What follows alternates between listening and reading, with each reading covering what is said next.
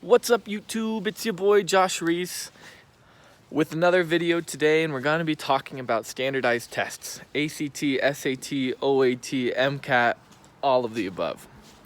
So, go ahead and do me a favor before we start this video and smash that like button and hit the subscribe button if you want to see more videos and content like this. So, I'm going to talk about today what's fundamentally wrong and flawed about these SAT, ACT standardized tests, and what you can do to make sure that they don't become an obstacle in your future goals. So, starting off, I want to tell my history with those standardized tests. I took the ACT when I was a sophomore in high school, and I got a low 20. And I was shocked. I was like, oh my gosh, when I look at colleges, they want way better than that to get in. How am I not ready for college? Am I not going to do well in school? Am I not doing well in school right now? I reconsidered everything.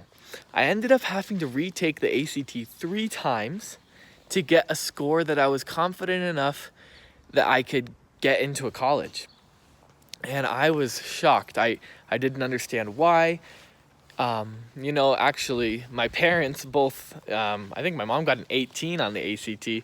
So, they both didn't really know how to prepare their child who's in high school for that kind of exam.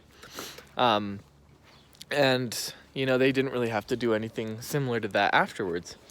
But what I learned in preparing for the OAT, optometry admissions test for optometry school, is something that is so wrong with the test, and I want everyone out there to understand, and that is that these tests are not designed at all to see how smart you are.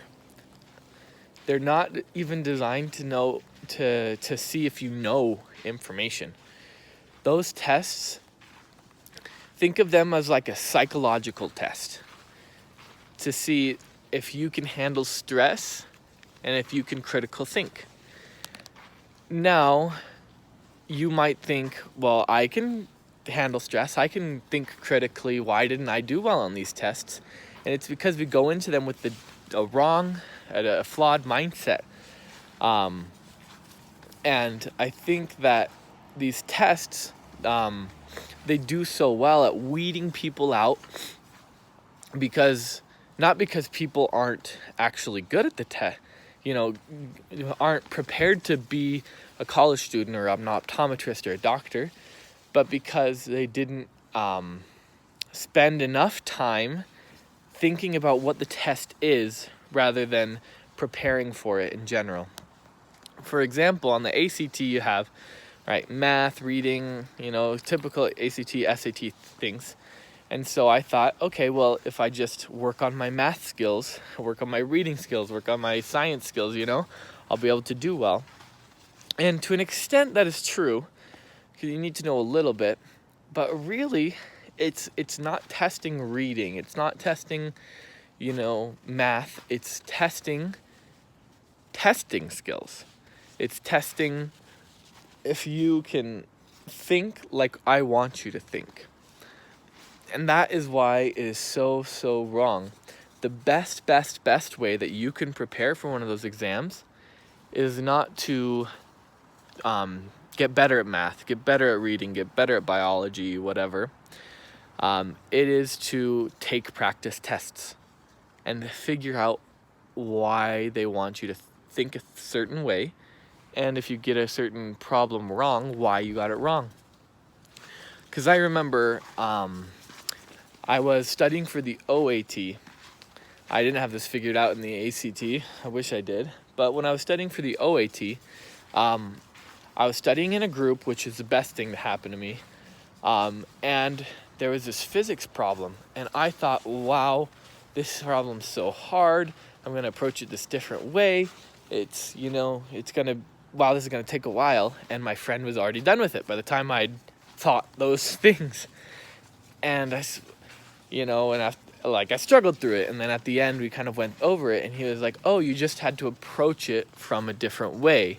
It was actually an easy problem. And I think that's when it clicked that none of these things that they're testing me on, none of these problems are actually hard problems. They're just problems that are testing you in a different way.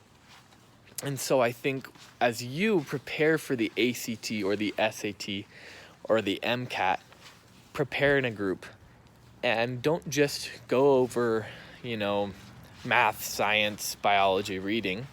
Do practice problems together, because every single problem is easier than you give it credit for. Every single problem isn't a hard problem. The MCAT isn't a hard test, meaning that the problems are hard. It's a hard test, meaning that you're not prepared to think in the way they want you to think, and you gotta get yourself in a different mindset to do well on it.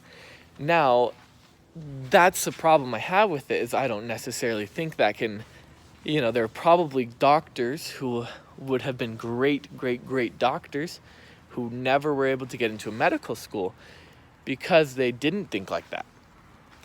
And college kids who would have been great college kids who just didn't have those same critical thinking skills. And so I think that if you are planning on going to college, take the ACT, SAT, OAT, MCAT, GRE, just do practice problems in a group. Don't approach it section by section. Approach it as a whole. And when you get into the test, in a stressful test environment, knowing your future's on the line, those critical thinking skills that they're testing you go out the window because you're stressed. And so as you prepare your mindset in a group, put yourself in stressful situations, like as if you're taking the test, and just go through practice problems. There's going to be so many problems that are similar to those that you're taking that it'll just kind of be a breeze. I know, comparing my ACT to my OAT, my ACT, was below average. Getting into the university I wanted to, I brought the average ACT score down. But in the OAT, I think I got in the 90th percentile or above for just about every single category. And it wasn't because I was smarter. I hadn't even taken half the biology classes they wanted me to at this point. It was because I knew what they were testing. Even on some biology questions that, were about anatomy or physiology or something I had never taken before in a class, never learned about, I knew that what kind of problem it was and knew, okay, it's one of these problems. The two right answers are going to be very similar, and then I already had it narrowed down to a 50-50 chance. Tricks like that really get you to where you need to be in a testing environment such as that. So just remember, when you're studying for a standardized test, that, you're in a system, and the system's flawed, but if you don't want it to come back and bite you, play into the system a little bit until they get it changed, right? Study the way they want you to study.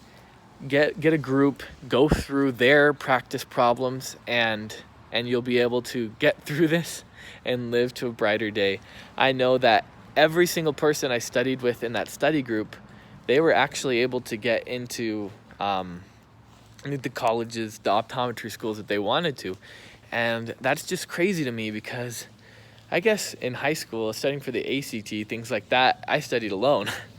And I know so many people who didn't do well, but just to think, if I could have gone back and studied with them, we all could have done so much better and maybe had greater self-esteem for our whole future ahead of us.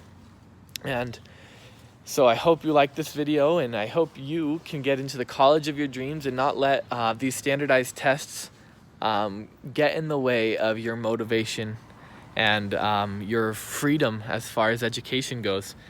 Go ahead and smash that like button again, hit subscribe, and reach for your dreams. See ya.